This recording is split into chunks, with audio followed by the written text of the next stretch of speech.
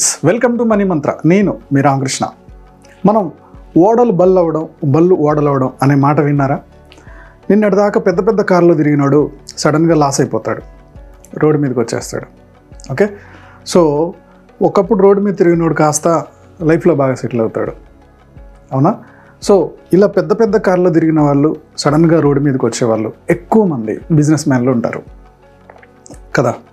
So ఈ బళ్ళు ఓడలు అవ్వడం అనే కాన్సెప్ట్ని ఒకవేళ ఈ బిజినెస్ మ్యాన్ అంత డబ్బుండి కూడా ఏదైనా లాస్ వస్తే లాస్ అవ్వకుండా మినిమం యావరేజ్ చేసుకుంటూ లైఫ్ని లీడ్ చేసుకుని రావడానికి ఏం చేస్తే బాగుంటుంది అనే పాయింట్స్ ఇవాళ మనం డిస్కస్ చేయబోతున్నాం. ఈ టాపిక్ చాలా ఇంట్రెస్టింగ్గా ఉంటుంది, సో చివరి వరకు చూడండి.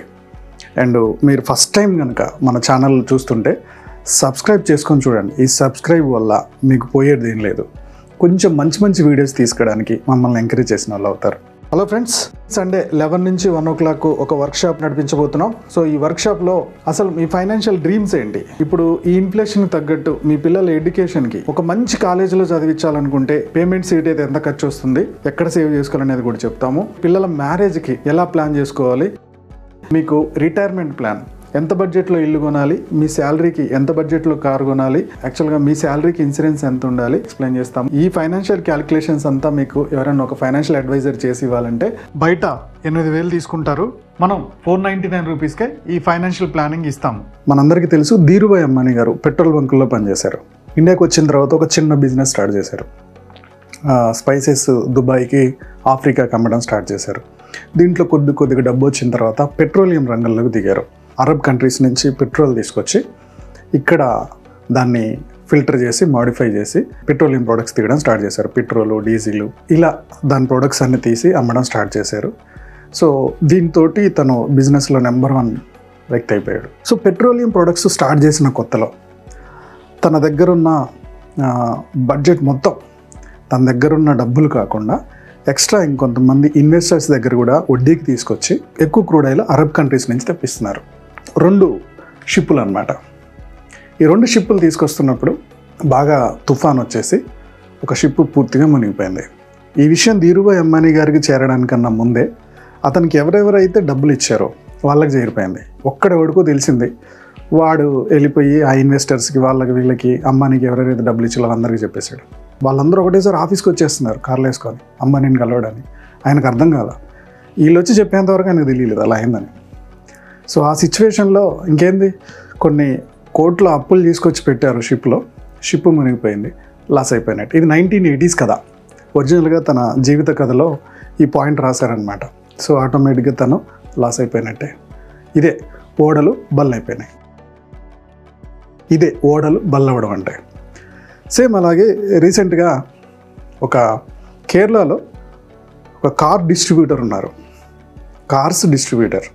యాక్చువల్గా ఓవరాల్గా ఏంటంటే ఈ కార్ని కంపెనీ తయారు చేసి కంపెనీనే వీళ్ళ డిస్ట్రిబ్యూషన్ సెంటర్ దాకా తీసుకొస్తుంది. దీనికి కొన్ని ట్రాన్స్పోర్ట్ ఖర్చు వీళ్ళ మీద వసూలు చేస్తారు. ఇలా ఎందుకు, నేనే తెప్పించుకుంటా అని చెప్పి ఒక నార్మల్గా ఎదిగిన ఒక వ్యక్తి ఒక డిస్ట్రిబ్యూటర్గా ఎదిగాడు. ఒక 10-15 కోట్లు సేవ్ చేయగలిగాడు ఈ డిస్ట్రిబ్యూషన్ సెంటర్ ద్వారా. సో ఈ ట్రాన్స్పోర్ట్కి ఎక్కువ ఖర్చు అవుతుంది, సో కంపెనీ వాళ్ళు నాకు ఇచ్చేదానికన్నా నేనే వెళ్ళిపోయి తెచ్చేసుకుంటా అని చెప్పేసి కొన్ని కంటైనర్స్ని రెంట్కి మాట్లాడుకొని పలానా రోజు కార్స్ రెడీ ఉన్నాయంటే ఇతను వెళ్ళి ఆ కంటైనర్లో తీసుకొచ్చేసేవాడు, తెప్పించుకునేవాడు.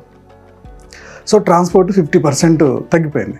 సో కంపెనీకి ఇచ్చేదానికన్నా తనకి చాలా ప్రాఫిట్ మిగులుతుంది. ఈ ఎక్కువగా కార్లన్నీ ఇంపోర్టెడ్ కార్స్ అన్నమాట. దీంట్లో ఎక్కువ రిస్క్ తీసుకున్నాడు. కార్లన్నీ కూడా షిప్లో వచ్చాయి, షిప్ యార్డ్కి వచ్చాయి, అహ్మదాబాద్ ఎక్కడికో వచ్చాయి, అక్కడి నుంచి కంటైనర్లో తెప్పించుకుంటున్నాడు. ఇతను ఉండేది కేరళలో. సో ఒకసారి కేరళలో బాగా వరదలు వచ్చాయి, మీకు గుర్తుందో లేదో. ఆ వరదలు వచ్చినప్పుడు ఈ కంటైనర్స్ వచ్చే టైంలో రోడ్ అంతా కొట్టుకుపోయి కంటైనర్స్ అన్నీ కొట్టుకుపోయాయి.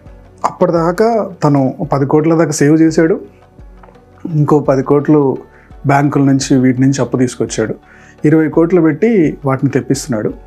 మొత్తం వరదల్లో కొట్టుకుపోయింది. ఇప్పుడు ఏంది, ఓడలు బళ్ళు అయిపోయినాయి. ఈ సిచ్యువేషన్స్ కేవలం బిజినెస్ మ్యాన్లకి, హోల్సేలర్స్కి, డిస్ట్రిబ్యూటర్స్కి.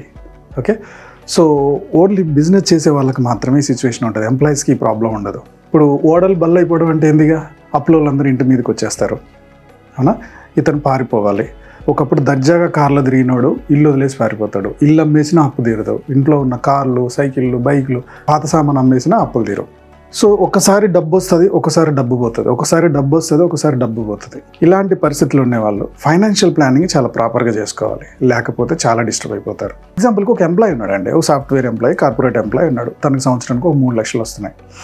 3 లక్షల్లో యావరేజ్గా 40,000 పిఎఫ్ఏ వెళ్ళిపోతుంది. సడన్గా ఒక 5 సంవత్సరాల తర్వాత జాబ్ పోయినా ఈ పిఎఫ్ డబ్బులు తీసుకొని అయినా లైఫ్ లీడ్ చేస్తాడు. సో రిటైర్మెంట్ ఆయనకు ఒక కారు, ఒక ఇల్లు, పిల్లల చదువు కొద్దిగా బడ్జెట్ తీసి ప్లాన్ చేసుకొని నెట్టుకొస్తాడు. కానీ బిజినెస్ మ్యాన్కి అలా కాదు. ఒక సంవత్సరం పర్ఫెక్ట్గా డబ్బు వస్తే ఇంకో సంవత్సరం ఆగిపోతుంది.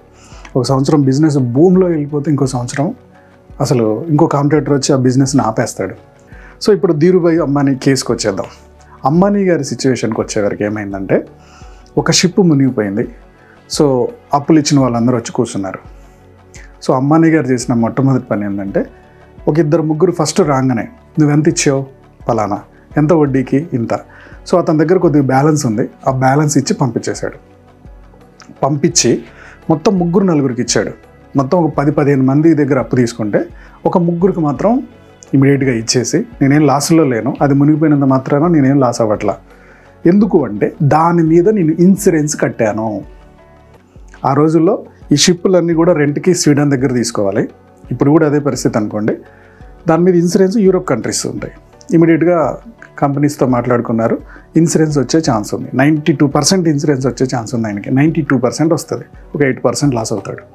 ఒకవేళ 10 కోట్లు అంటే ఆ రోజు క్రూడ్ ఆయిల్ విలువ 10 కోట్లలో దాదాపుగా 9 crores 20 lakhs డబ్బులు వచ్చేస్తాయి.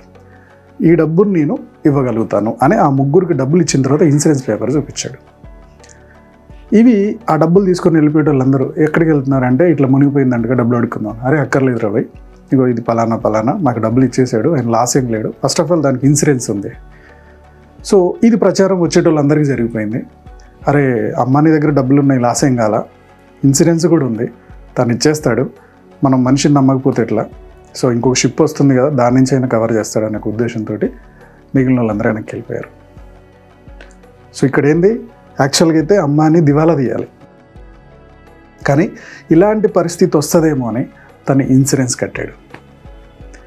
ఇక్కడ కేరళ వరదల్లో ఏదైతే కార్ డిస్ట్రిబ్యూటర్ ఉన్నాడో ఇతను ఇన్సూరెన్స్లు కట్టాల, ఓవర్ కాన్ఫిడెన్స్, నాకేమవుతుందిలే, ఓకే, అలాంటి సిచ్యువేషన్ ఇంతవరకు 5-10 సార్లు నేను తెచ్చేసుకున్నాను కదా, ఏం జరగలేదు కదా. సో ఇంటర్నేషనల్ ట్రాన్స్పోర్ట్కి అయితే ఆ తర్వాత నుంచి ఇన్సూరెన్స్లు వచ్చాయి, కానీ అహ్మదాబాద్ నుంచి ఇక్కడికి తెచ్చుకునే క్రమంలో ఇన్సూరెన్స్ లేదు. ఆ కార్లకి ఇన్సూరెన్స్ ఉండదు కదా, అమ్మేంతవరకు రాదు. సో దాదాపుగా 3 కంటైనర్స్ పోయినాయి, వరదలు కొట్టుకుపోయినాయి, లేదు, లాస్ అయిపోయాడు. సో మీరు బిజినెస్ చేస్తున్నప్పుడు ఇన్సూరెన్స్ ప్లానింగ్ చేయండి, రిస్క్ అనేది తగ్గిపోతుంది. ఈ డిస్ట్రిబ్యూటర్స్, హోల్సేలర్స్ వీళ్ళందరూ ఏం చేస్తారంటే ఇన్సూరెన్స్ని నెగ్లెక్ట్ చేస్తారు. ఈ ట్రాన్స్పోర్ట్లో ఇన్సూరెన్స్ అనేది నెగ్లెక్ట్ చేసామనుకోండి, ఏమవుతుంది, ఏదైనా రిస్క్ జరిగిందంటే రూపాయి రాదు. అదే అతను ఇన్సూరెన్స్ కట్టుంటే 80-90% రికవర్ అయినా బ్యాంకులు కట్టేసేవాడు, మళ్ళీ యాస్టీస్గా ఉండేవాడు కదా. సో ఇన్సూరెన్స్లు అనేది ఇంపార్టెంట్. ఇప్పుడు ఈ రోజుల్లో బట్టల షాప్ ఓనర్స్ కానీ, కిరాణా షాప్ ఓనర్స్ కానీ ఒక 20-30% ఓనర్స్ మాత్రమే ఆ షాప్కి ఇన్సూరెన్స్ కడుతున్నారు. మిగిలిన వాళ్ళు డబ్బులు దండగానే వదిలేస్తున్నారు. దయచేసి అలాంటి పనులు చేయొద్దు. ఎప్పుడు ఏం జరుగుద్దో తెలియదు. అది భూకంపమే వస్తుందో, అగ్ని ప్రమాదమే జరుగుతుందో, లేకపోతే దొంగలే పడతారో తెలియదు కదా. కాబట్టి ఫస్ట్ మీ షాప్ అంతా కూడా మీ దగ్గర ఎంత వర్త్ వాల్యుబుల్ ఉందో ఆ వాల్యుబుల్కి తగ్గట్టు ఒక ఇన్సూరెన్స్ చేయించండి. దీనివల్ల ఫ్యామిలీ రోడ్డు మీదకి రాదు. డబ్బులు మంచిగా వస్తున్నప్పుడు పిచ్చి ఖర్చులన్నీ చేశారు. ఒక ఇల్లు కొన్నారు, ఆ ఇంట్లో ఇంటీరియర్ అద్భుతంగా చూపించాలని ఇంటీరియర్ కొన్నారు, పెద్ద కారు కొనేశారు. మీకు ప్రాబ్లం వచ్చినప్పుడు ఇవన్నీ అమ్మేసి మీరు తీర్చాల్సి వస్తుంది. మొత్తం ల్యాండ్లలోనే పెట్టుబడి పెట్టకండి. సో గోల్డ్, మ్యూచువల్ ఫండ్స్ కూడా మీరు ఇన్వెస్ట్ చేసుకొని ఉంచుకోండి, లిక్విడిటీ లేదా సేవింగ్ అకౌంట్లో ఉంచుకోండి కొంచెం. ఈ మొత్తం మీరు ఎప్పుడైతే ప్రాఫిట్ వస్తుందో ఆ ప్రాఫిట్లో 30% వీటికి షిఫ్ట్ చేయండి. 30% మొత్తం మీ పేరు మీద ఉండకుండా మీ మిస్సెస్ పేరు మీద, మీ పిల్లల పేరు మీద ఉండేటట్టు ప్లాన్ చేసుకోండి. అప్పుడు ఏమవుతుంది, ఒకవేళ కంపెనీ ఓనర్గా మీకు లాస్ అయినా మీ మిస్సెస్ పేరు మీద, పిల్లల పేరు మీద ఉన్నాయి, ఇటు ఇవ్వాల్సిన అవసరం ఉండదు. సో సేఫ్ జోన్లో ఉంటారు.